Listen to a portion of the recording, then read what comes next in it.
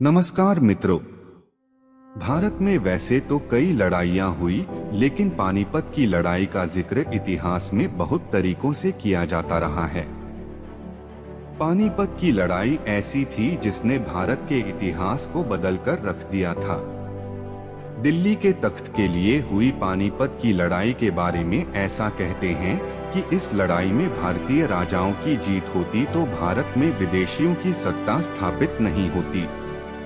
परंतु यह दुर्भाग्य ही था कि शक्तिशाली होते हुए भी वह लड़ाई कुछ कारणों से हार गए। आओ जानते हैं पानीपत की 3 खास लड़ाइयों के बारे में 3 खास बातें।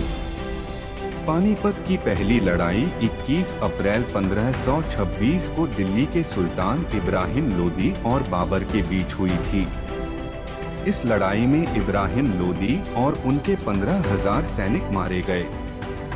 इस लड़ाई ने भारत में बहलुल लोदी द्वारा स्थापित लोदी वंश को समाप्त कर दिया था और बाबर का दिल्ली एवं आगरा में दखल हो चला था।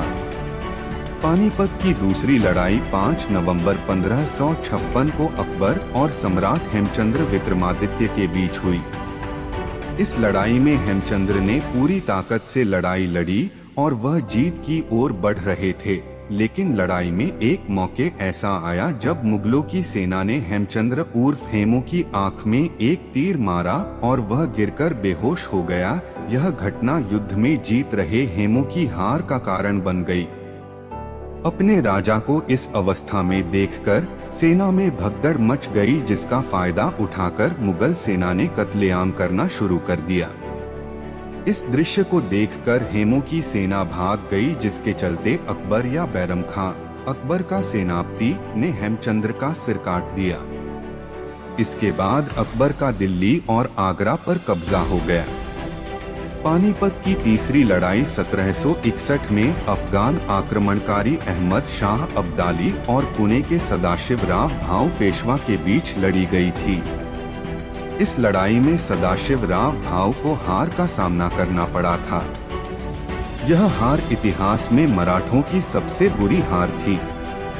पानीपत के पहले युद्ध ने एक ओर जहां मुगल साम्राज्य की नींव स्थापित की थी, वहीं दूसरे युद्ध ने अकबर के करीब 5 दशक लंबे शासन की नींव रखी। जबकि पानीपत की तीसरी लड़ाई ने भारत में अंग्रेजों की विजय के रास्ते खोल दिए थे। आज की वीडियो में बस इतना ही। हमारी अगली वीडियो देखने के लिए चैनल को सब्सक्राइब करें और बेल आइकॉन को दबाएं।